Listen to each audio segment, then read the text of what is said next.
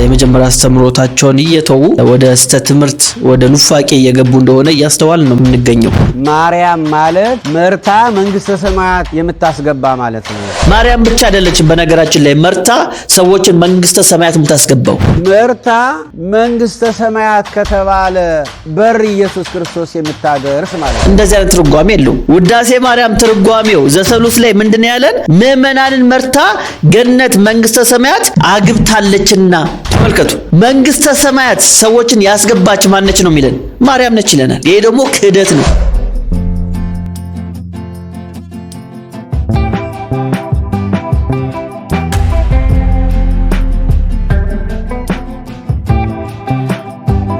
ከእግዚአብሔር ከአባታችን ከጌታም ከኢየሱስ ክርስቶስ ጸጋ፣ ሰላም፣ ምሕረት በያላችሁበት ይብዛላችሁ። እናፈርሳለን የተሰኘው መርሃ ግብራችን ነው ጀምረናል። በዚህ መርሃ ግብር ላይ የሐሰት ትምህርቶችን በእግዚአብሔር ቃል ዕውቀት የምናፈርስበት መርሃ ግብራችን ነው። ለዛሬም ደግሞ ያው እንደተለመደው አንድ የሚፈርስ ሐሳብ ይዤላችሁ ቀርብ ያለው በተለይም ደግሞ ከዚህ በፊትም ከአቡነ በርናባስ ጋር በተገናኘ አንድ ቪዲዮ ሰርቼላችሁ ነበር። እንግዲህ አቡነ በርናባስ ከዚህ በፊት የምናውቃቸው ትክክለኛውን ወንጌል ሲያስተምሩ ነበር።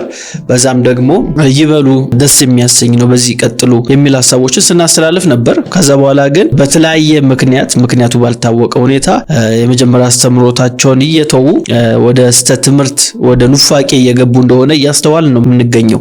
ለዛሬ እንግዲህ ይዤላችሁ የቀረብኩት ከማርያም ጋር በተገናኘ ማርያም ወደ መንግስተ ሰማያት መርታ የምታስገባ ነች ይሉናል ማለት ነው። እስቲ ከራሳቸው አንደበት ቪዲዮን ሰምተን እንመለስ። መጽሐፉ የሚለው አንተም ያልከው ማርያም ማለት መርታ መንግስተ ሰማያት የምታስገባ ማለት ነው።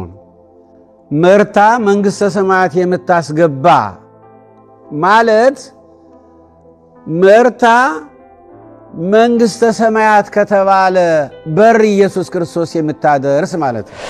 እንግዲህ ከሳቸው አንደበት መስማት እንደቻል ነው መጀመሪያ ጥያቄ ነው የተጠየቁት። ከዚህ በፊት ጌታችን ኢየሱስ ክርስቶስ መንገድ ነው ብለው አስተምረዋል። ታምረ ማርያም ላይ ደግሞ ማርያም ወደ መንግስተ ሰማያት መርታ የምታስገባ ነች የሚል አለ እና የሁለቱ ሐሳቦች አይጋጩም ወይ ብሎ ጥያቄው ይጠይቃቸዋል። እሳቸው ደግሞ አይጋጭም ብሎ ከሳቸው አንደበት የሰማኑን ምላሽ ሲናገሩ ሰምተናል። ምንድነው ያሉት?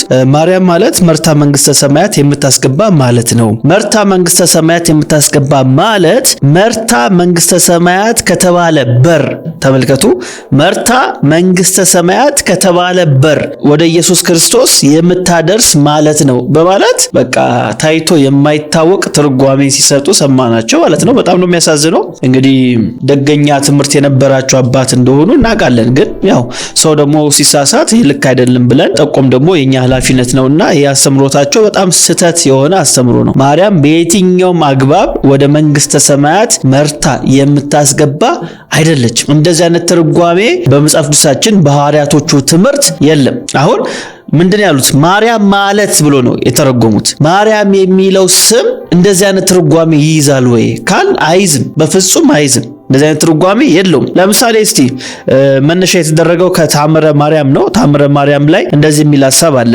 ስክሪኑ ላይ እንደምታዩት ታምረ ማርያም ገና ሲጀምር መቅድሙ ላይ እንደዚህ የሚል ሐሳብ እናገኛለን። እግዚአብሔር ያከበራችሁ መላእክትም ጻድቃንም ምስጋናዋን መፈጸም የማይቻላቸው የእመቤታችን ተአምር ለመስማት አይነ ልቦናችሁን ያብራላችሁ። በረከት ልመኗ ከሁላችን ጋር ይሁን። ከተአምር አስቀድሞ ይህን ይነበብ። ተመልከቱ፣ ከተአምር አስቀድሞ ይህ ይነበብ ከተባለ በኋላ ቁጥር 4 ላይ ተመልከቱ። ምንድነው የሚለው?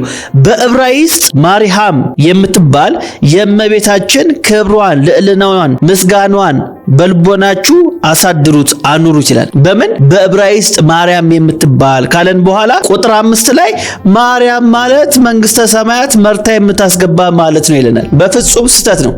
በዕብራይስጥ ማርያም ማለት መንግስተ ሰማያት መርታ የምታስገባ ማለት አይደለም። እንደዚህ አይነት ዕብራይስጥ የለም በዓለም ላይ። እንደዚህ ብሎ የፈታ የዕብራይስጥ ትርጓሜ የለም። ታዲያ ማርያም ምን ማለት ነው በዕብራይስጥ ከተባለ ከዚህ በፊት ቪዲዮ ሰርቼላችኋለሁ፣ እሱ ማየት ትችላላችሁ። አንዳንዱ ማርያም የሚለውን ቃል መራራ ማለት ነው ተብሎ ተተርጉሟል።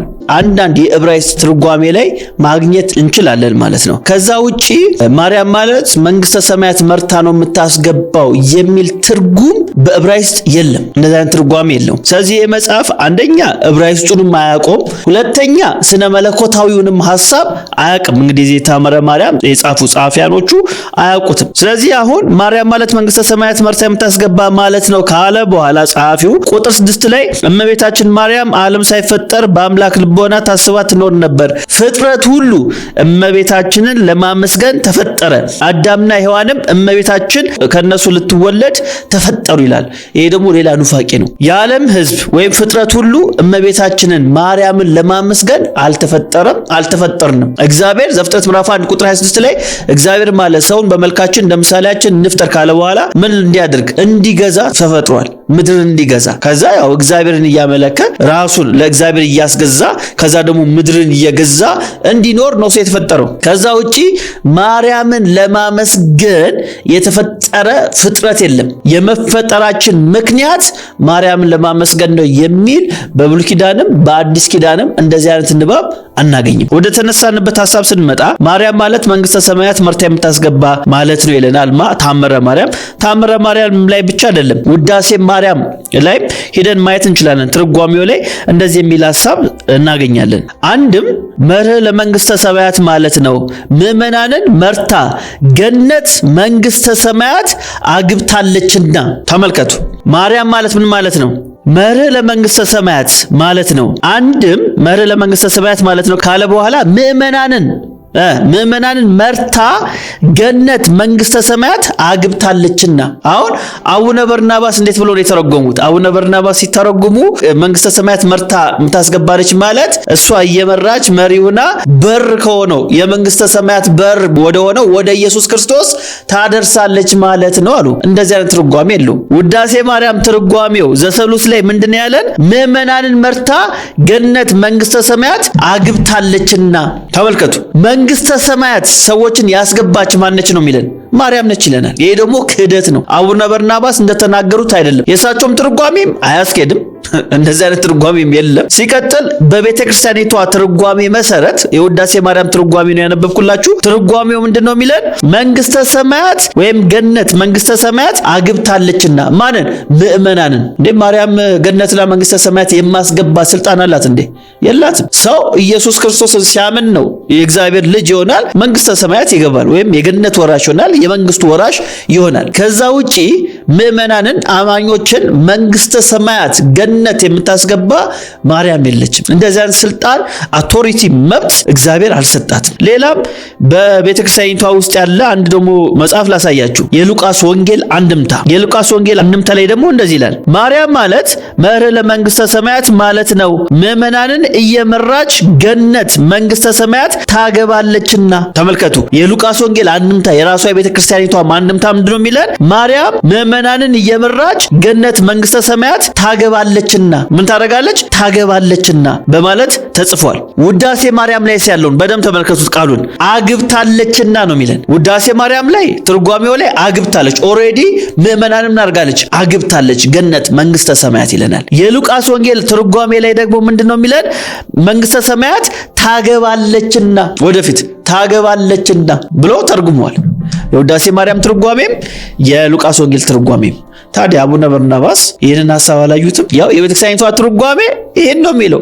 ራሷ ማርያም ነች ሰዎችን አማኞችን ገነት የምታስገባው መንግስተ ሰማያት የምታስገባው ይለናል። ይሄ ከባድ ኑፋቄ ነው። በኦርቶዶክስ ቤተክርስቲያን ትምህርት መሰረት ማርያም ብቻ አይደለችም በነገራችን ላይ መርታ ሰዎችን መንግስተ ሰማያት የምታስገባው። ለምሳሌ ክርስቶስ ሰምራ ራሷ ይሄ ስልጣን እንደተሰጣት ይነግረናል። ገድለ ክርስቶስ ሰምራ እንደምታዩት ገጽ 43 ላይ እንደዚህ ይለናል። ቁጥር 6 ላይ በዚህ ጊዜ ስምሽን ለሚጠሩ መታሰቢያሽን ለሚያደርጉ ሁሉ በ4 ወር ውስጥ በየአንድ ቀን የሚዘንበውን የዝናብ ነጠብጣብ ያህል ነፍሳት መርተሽ ወደ መንግስተ ሰማያት ትገቢ ዘንድ ቃል ኪዳን ገባሁልሽ።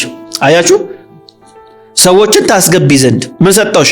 ቃል ኪዳን ሰጠውሽ በማለት ይናገራል። በ4 ወር ውስጥ ተመልከቱ፣ በ4 ወር ውስጥ በእያንዳንድ ቀን የሚዘንበውን የዝናብ ነጠብጣብ። እንግዲህ በአንድ ቀን እንኳን ዝናብ ሲዘንብ ስንት ነጠብጣብ ነው የሚወርደው ከሰማይ። እና እንደዚህ ያህል ነፍሳትን መርተሽ ወደ መንግስተ ሰማያት እንታስገቢ ምን አደረኩሽ? ስልጣንን ቃል ኪዳንን ሰጠውሽ። ስለዚህ ማርያም ብቻ ሳትሆን በኦርቶዶክስ አስተምሮ ክርስቶስ ሳምራም ራሱ ሰዎችን እየመራች ወደ መንግስተ ሰማያት የማስገባት ስልጣን አላት ይለናል ገድለ ክርስቶስ ሳምራ። አያችሁ፣ መጽሐፍ ቅዱሳችንስ ምንድነው የሚያስተምረን ከተባለ መጽሐፍ ቅዱሳችን በዚህ ጉዳይ ላይ በጣም ግልጽ ነው። ዮሐንስ ወንጌል ምዕራፍ 14 ከቁጥር 8 ላይ ያለውን ሐሳብ ላንብብላችሁ። ከቁጥር 4 ጀምሮ ያለውን ላንብብላችሁ። እንደዚህ ይላል ዮሐንስ ወንጌል ምዕራፍ 14 ከቁጥር 4 ጀምሮ፣ ወደምሄድበትም ታውቃላችሁ፣ መንገዱንም ታውቃላችሁ። ቶማስም ጌታ ሆይ ወደምትሄድበት አናውቅም፣ እንዴትስ መንገዱን እናውቃለን አለው። ኢየሱስም እኔ መንገድ፣ እውነት፣ ሕይወት ነኝ፣ በእኔ በቀር ወደ አብ የሚመጣ የለም። አያችሁ፣ አሁን መንገዱን ጠየቀ ቶማስ። መንገዱን እንኳን አናውቅም፣ በየትኛው መንገድ ነው የምንሄደው ብሎ ጠየቀው። ከዛ ኢየሱስ ክርስቶስ በእናቴ መንገድነት እሷ መርታ መንግስተ ሰማያት ታስገባለች አላለም። እሷ እየመራች እናንተን ምዕመናን መንግስተ ሰማያት ታስገባለች እናቴ አላለም። ያለው ምንድነው? እኔ መንገድ ነኝ፣ እውነት ነኝ፣ ሕይወት ነኝ፣ በእኔ በቀር ወደ አብ የሚመጣ የለም አለ። የለም። ስለዚህ ወደ አብ ምንገባው በማን በኩል ነው? በኢየሱስ ክርስቶስ በኩል ነው። መሪው እሱ ነው እንጂ መሪ ማርያም አይደለችም። ኤፌሶን መልእክት ምዕራፍ 2 ቁጥር 18 ላይ ሐዋርያው ጳውሎስም እንደዚህ ይለናል፣ በእርሱ ሥራ ሁላችን በአንድ መንፈስ ወደ አብ መግባት አለንና። በማን ሥራ? በኢየሱስ ክርስቶስ ሥራ። ስለዚህ መሪው ማን ነው? ኢየሱስ ክርስቶስ ነው። ማርያም መሪ አይደለችም። ይቀጥላል ሐዋርያው ኤፌሶን ምዕራፍ 3 ቁጥር 12 ላይ በእርሱም ዘንድ ባለ እምነታችን በኩል በመታመን ድፍረትና መግባት በእርሱ አለን ይላል። ስለዚህ ይህን ድፍረት ያገኘ ነው ወደ እግዚአብሔር የመግባት ወደ ህልውናው የመግባት ወደ እሱ መንግስት የመግባት ድፍረት ያገኘ ነው ከማን የተነሳ ነው? ከኢየሱስ ክርስቶስ ሥራ የተነሳ ነው። ስለዚህ ሰማይና ምድርን ያስማማ መሰላሉ ማን ነው? ጌታችን ኢየሱስ ክርስቶስ ነው። ማርያምን እንኳን መርቶ ወደ መንግስተ ሰማያት ያስገባት ማን ነው? ጌታችን ኢየሱስ ክርስቶስ ነው። ሐዋርያው ጳውሎስ ይቀጥላል። በዚህ በገላትያ መልእክቱ ላይ አንድ የሚናገረው ነገር አለ። ገላትያ ምዕራፍ 4 ላይ እንደዚህ ይላል ቁጥር 4 ነገር ግን የዘመኑ ፍጻሜ በደረሰ ጊዜ እግዚአብሔር ከሴት የተወለደውን ከሕግም በታች የተወለደውን ልጁን ላከ፣ እንደ ልጆች እንሆን ዘንድ ከሕግ በታች ያሉትን ይዋጅ ዘንድ። ልጆችም ስለሆናችሁ እግዚአብሔር አባ አባት ብሎ የሚጮህ የልጁን መንፈስ በልባችሁ ውስጥ ላከ። ስለዚህ ከእንግዲህ ወዲህ ልጅ ነህ እንጂ ባሪያ አይደለህም። ልጅም ከሆንክ ደግሞ በክርስቶስ የእግዚአብሔር ወራሽ ነህ ይላል። አያችሁ፣ ልጅም ከሆንክ የማን ወራሽ ነህ? የእግዚአብሔር ወራሽ ነህ። ምን ማለት ነው? የእግዚአብሔር የሆነውን ትወርሳለህ ማለት ነው። መንግስቱን ትወርሳለህ ማለት ነው። ስለዚህ ኦልሬዲ እኛ በጌታችን በኢየሱስ ክርስቶስ አምነን ዳግም የተወለድን ሰዎች የመንግስቱ ወራሽ እንድንሆን መብቱ ተሰጥቶናል። ስለዚህ ሌላ መሪ አያስፈልገንም። ሌላ የሚመራን አያስፈልገንም። ብንፈልግ እንኳን ማርያም ልትመራን አትችልም። መርታም ሰዎችን ስታስገባ በመጽሐፍ ቅዱስ አናገኝም። ስለዚህ አቡነ በርናባስ ማርያም ማለት ሰዎችን መርታ ምዕመናን መርታ ወደ መንግስተ ሰማያት የምታስገባ ማለት ነው ብሎ የተረጎሙት ትርጓሜ መጽሐፍ ቅዱስ የማያውቀው ሐዋርያቶች የማያውቁት የጥንቷ ቤተክርስቲያን የማታውቀው ስሁት ትርጓሜ መሆኑን እንግዲህ ኦርቶዶክሳውያን ልታስተውሉ ያስፈልጋል። እናንተን ወደ መንግስተ ሰማያት መርቶ የሚያስገባችሁ የኢየሱስ ክርስቶስ ሥራ ብቻ ነው። እርሱን አምናችሁ የዘላለም ሕይወት ታገኙ ዘንድ ጥሪያችንን እናቀርባለን። የዛሬው መርሃ ግብር በዚህ ላይ እንፈጽማለን። የአብ ፍቅር፣ የወልድ ቸርነት፣ የመንፈስ ቅዱስ ኅብረት ከሁላችን ጋር ይሁን።